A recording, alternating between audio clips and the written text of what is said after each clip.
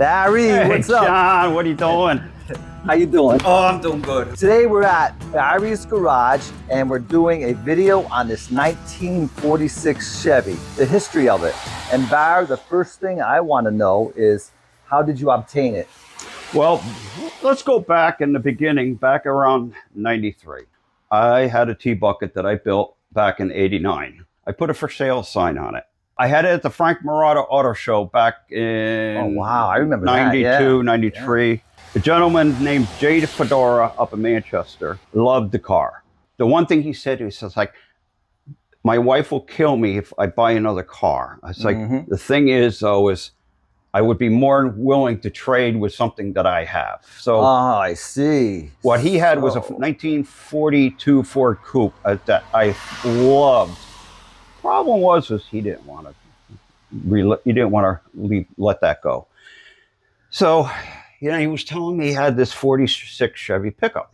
And next thing you know, we made an even swap. So you traded this, your T-bucket for this? Yes. And that's how you obtained it, right here in Connecticut? Right here in Connecticut, yes. Excellent, excellent. Yep. Okay. So what is the first thing you started on with this anyways? Well, the first thing I started was when I first got the truck, it had a 63 Pontiac Tempest front end in it. Right. With a stock rear leaf springs with a 9-inch Ford. So the front end is the first thing you did on this? Yes. Wow. I'll tell you, that's serious. That's a nice front end. Now, what's it out of again? That's a Progressive. A Progressive? Progressive.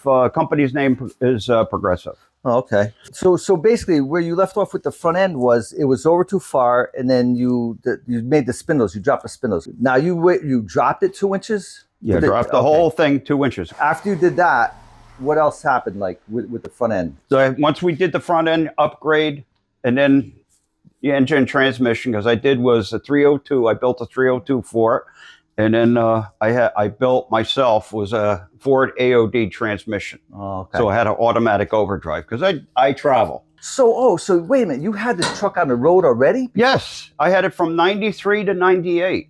Oh man! Okay. So I didn't know that. I didn't know you. Yeah. Oh yeah. Wow. Oh, so this was a running, driving truck. It was a running, driving truck. I drove it everywhere with it. Man, and you have pictures of this? I have pictures. Yeah, I got the scrapbook in the back. Can we see a couple? Sure. Yeah. Let's look at a couple. Now this is what I traded. This is my 23 T-bucket.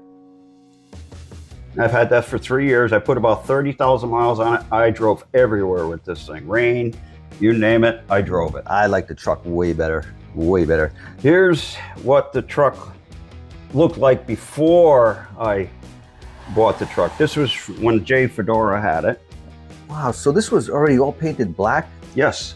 How was the paint job and bodywork? It was all right. I mean, the truck was never a finished truck. And here was my first year with it right here. This is what it looked like originally. Yeah.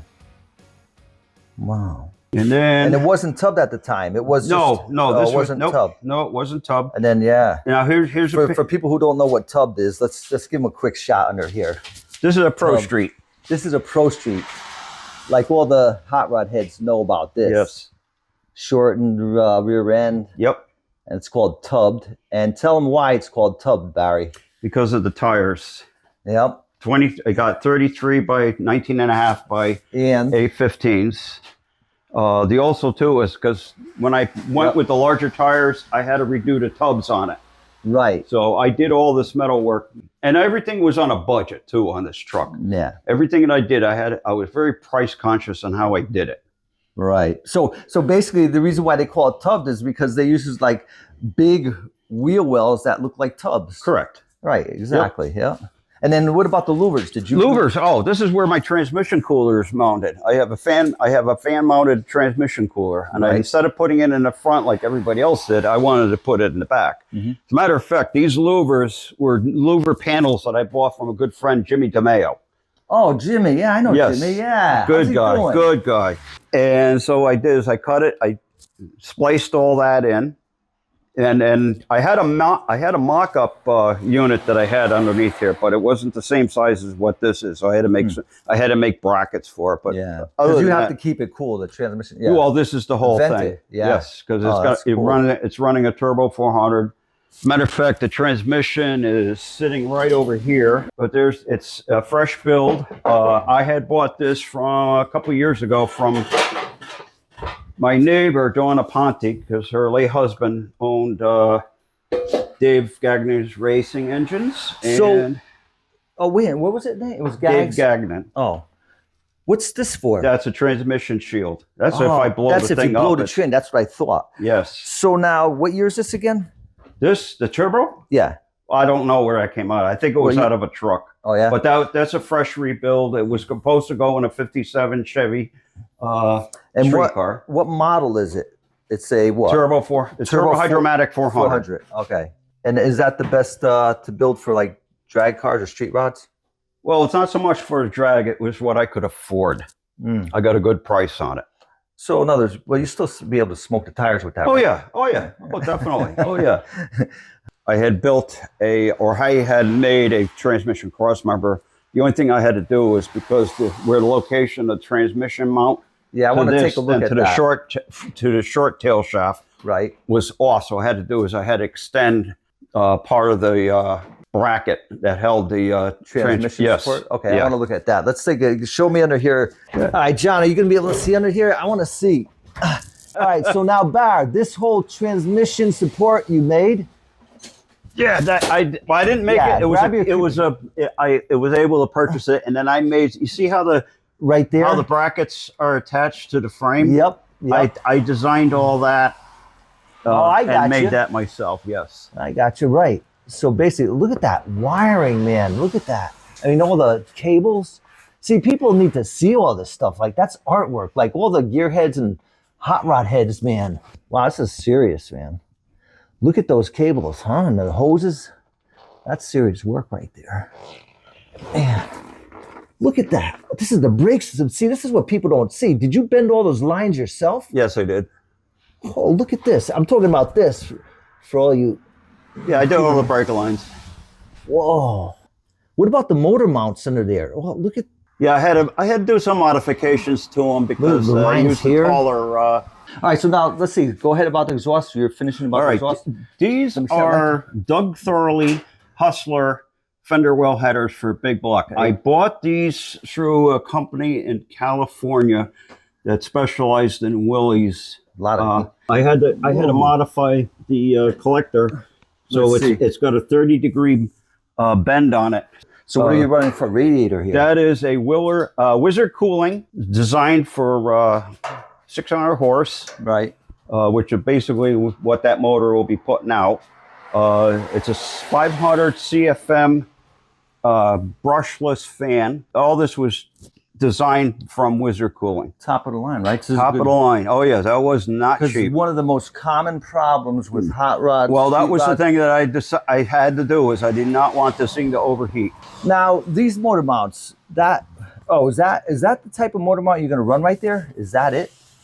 No, that's not a motor mount. That's because I was going to say the alternator bracket. It would rip. Yeah, I told you we would laugh. Well, you like bikes, I like cars. I'm like looking at him going, "Hey, man, motor mount for a bike." Yeah. Hey, I'm like, that ain't gonna work. But anyway, so let's go to the motor. All right, the motor. Oh, look I like this little gauge here, man. That's cool. You gonna have that gauge on there? Yes. Oh, look at check out this gauge, John.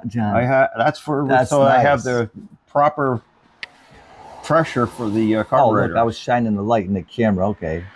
Let's go to the motor. All right, motor. Good friend of mine, Paul Montilius, aka Padre. He had a 427. Right. Over 40 years ago, he had in his 23T bucket, and he raced it on the street, on the strip, and also draw it on the street. When he took the motor out, this was actually the original tunnel ram that was on the car back then. And this was on what? What motor? It was on a... It was on a 427. Oh, okay. Okay. What size is this motor going to be? It's going to be a 496 stroker.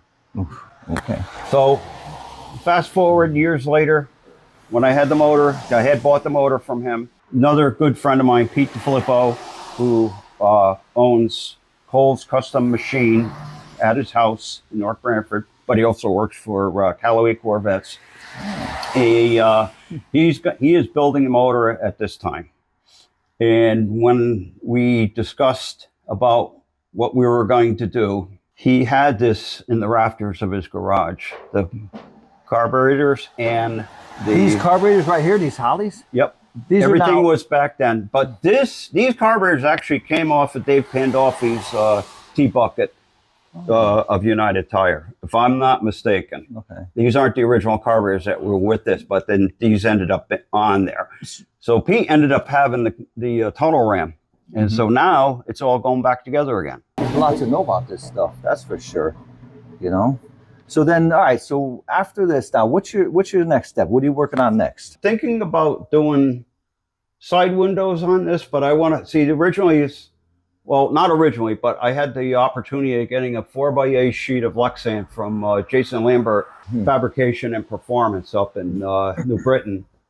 So what I did for now is I used part of the Lexan to make the windshield for this. Okay. Just to get it going. A template, right? Yep. Oh, is this glass? This is glass. That's Lexan. This is Lexan? Yeah. Are you going to put real glass eventually? Eventually, yeah. These are actually the original glass. But they're damaged. Both of them are damaged, so they have to get replaced. So one of the things is this here was added because I had hidden hinges installed. Wow. And then when I got to the point where it's like, what am I going to do for window regulators? Wow. So another good friend of mine, Billy Coleman, up in Torrington, he's in the process of building a 47 Fleet Line. And the parts car that he had these window regulators. Yeah. So I said, okay. So he ended up giving them to me. So I started looking at it and I was like, well, this is a different style than what the window regulator off of 46. Yeah. So it's two different. You totally made this whole thing. I made this whole setup. And you know what? This isn't even greased, and it's like it's working so smooth. It's like, well, not only that, the driver's side. This is actually the driver's side regulator, and that's the passenger side. Because in order to make this work, I had to switch things around. The other thing that I had to do too was I had to also reverse the springs on them too. And one of the things I had to do was wait a minute. You had to take these springs off and reverse them? Yes. Well, how'd you do that? What kind of tool do you use? It was called a cutoff wheel because I had to put another notch. I had to put another notch in the gear assembly so I could rotate it off completely. But if you look right here, look right here, you could see that I had a notch, but I also added, and I made it stop. Afterwards. Get a close. Look at that. So you added a tooth. Yes, I added a tooth. That's how I got it off. You added a tooth on there. Look. I did it on both ends. So you added this on the here just so you could get that little bit. Yes. Wow. What else you want to know? Oh, I don't know. Let's see. What else? All right, you're going to strip all this down, right? We're going to strip it down. And we're going to do a patina. Yep, we're going to do a patina. Yeah, like the front. Okay. And, of course, you're going to leave all this on, right? This is all going to be left on, yes, including that. So that's cool. People know what it is. Yeah. Very cool. I like the patina on here, too. This is nice, you know. There's a 46. Original 48, 41, I'm not sure what year, but a 48 Studebaker pickup. But if you look, quite a difference between how it was going to mount onto the fenders. Yeah, sure it is. Let's see. Wow. What I did is I pieced together, I had some extra headlights from a 41, 46. So what I did was I kind of like pieced everything together. That's what you should do. You should have two headlights. No, we're not going to have two headlights. Look at that. Oh, Look at that. God. Oh, no. Yeah. Well, Pretty damn good. Of it. No. Why not? Wait, No. Put it up there, like this. And then back with your body work, you could even make them point down. No. Yeah, that's cool. I would still fix that dent though, bro. No. Come on. I would at least pull I tell it you out, what, man. now that that's going to bother you, I will never. Oh, bro. I will never. Hey, but you might come by one day and it'll be gone. I'll be like, well, if you know, that's one thing. If you know the combination. While you're at a show, I'll be like, oh, now here's what I want to know. Now look at this right here. Now this here, it's very close. Like, how are you going to, when you drive it, it's going to hit, no? I mean, Well, these are not the rims I'm going to use. So I picked out the model is a drag op. It's a 15 by 15. It's going to be a 7-inch back spacing. These are 6.5, so it's going to bring in a half. all right. Inch. So it's going to bring. So it's going to be shorter, half inch. It's got to, yeah. But I like them. I like them close to the fender well because if you look at some of these pro streets, As long as it doesn't hit. I'm not worried about that. Yeah. It could hit. So a half inch. I mean, it looks like you almost clear it though. Yeah. Almost. Yeah. Almost. Another thing, the gas tank. What about the gas tank back here, the fuel cell? This is It's a stainless tank made by Rock Valley. yeah. Nothing in here yet, right? Nope, nothing in there yet. How many gallons? It's about a 14. Uh-huh. Ain't gonna be no long trips on this. No. But So if you- what's this for, the panel? Well, that's the access for your sending unit. Okay. Now, if you pan underneath here, Yeah, turn your let's light see. on, All right, let's see what we got. you'll see how Oh, wow. Look at that. Man, holy mackerels. and you see these Whoa. battery trays? Look at that. Look, that's a nice fit. Now, what'd you do? You bought this tank? Yeah, I had it all designed. And I had Rock Stainless. Valley make it for me. Yeah, Stainless. I did all the I designed everything that. Now you see these battery trays? You welded the frame in?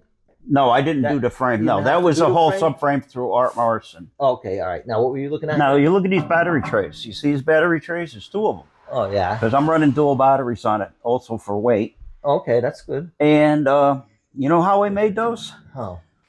The partitions in a police cruiser. Oh, really? Yes, You did? all that. Yes, I did all the metal. kidding. I did all the fabrication. I made those. Wow. And they fit perfect. Yes. You welded this? No, that's This is- it's this it's is a complete piece. roll pan that I was able to buy through Yeah, Mark. right. But you fit it perfectly. Yeah, Oh it my fit God. perfectly. Yeah. Well, you fit it perfectly. It doesn't just fit perfectly. You fit it perfectly. you fit it perfectly because you cannot fit something like bought perfectly on a No. custom hot rod. You did it right, brother. Yeah. That's for sure. Now, Taillights here are actually from a motorcycle. And, Oh, yeah? Those are cool. I don't know from what. And those, I think I paid Those $10 for them. They had With the blue in. dots. Yeah, Yes. the blue dot. I'm going to try to replicate the paint that's on the hood. I want to try to get the whole truck. Patina, like the patina? Yes. Yeah. Yeah. The hood? Let's Yep. see. Yeah, and let it age. Oh, okay. I got you. You see, Yeah. those are the colors that I want to use. I want to use gray. I want to get a little bit of back Oh, into I the see black. what you're going to do is you're going to like spray a little primer, a little red. And, Yes. Oh, your own custom paint job. Yes. Yeah, now you're talking. I'd like to see you do that. That would be cool. That's what I want to do. Yeah. And this I- was a 2-piece, which I made into a 1-piece. And so what I did was I used 1/2-inch round bar and a 1/2-inch square tubing to replicate a hinge. Oh, so you But it's all bolted Look at together. that. So what you do? You welded a round piece on a square Yeah, stock? yeah. And Oh, so it look looked at like the that. hinge. Now, look at that. To match it up. Yeah. Very cool. Oh, let's get some views on the inside here. All right, so very cool dash. So what about this and the gauges? What's going on with that? I'm not sure yet what I'm going to do. You see how they did the hood? They spliced over 2 sections. That's how he did it. Wait a minute, do you think they overlapped it? Yeah, he did overlap it. He did. Yep. He I took think 2 so. different. That's Yeah, he what I took was 2 thinking. different cabs and he overlapped it. Wow.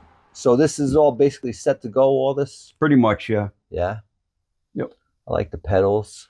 What's the The steering steering wheel? column Yeah, is so- I did it Tilt. tilt. Yeah. What's that out of? That was the company. I did it.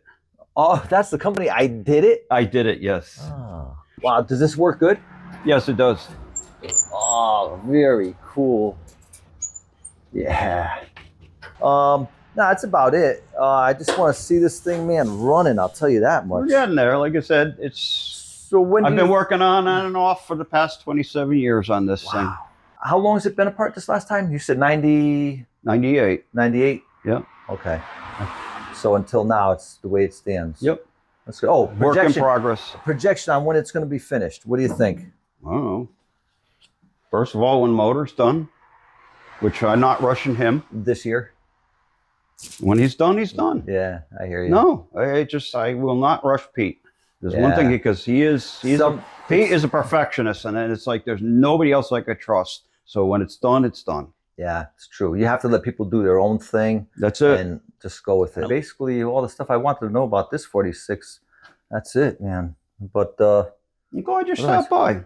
yeah, same here, brother. God bless, man. It's good to see you. Good to see you. All right, everyone. Thank you for watching Barry's Garage. And what we're going to do is we're going to like and subscribe, you people. All right, thanks everyone for watching. Peace.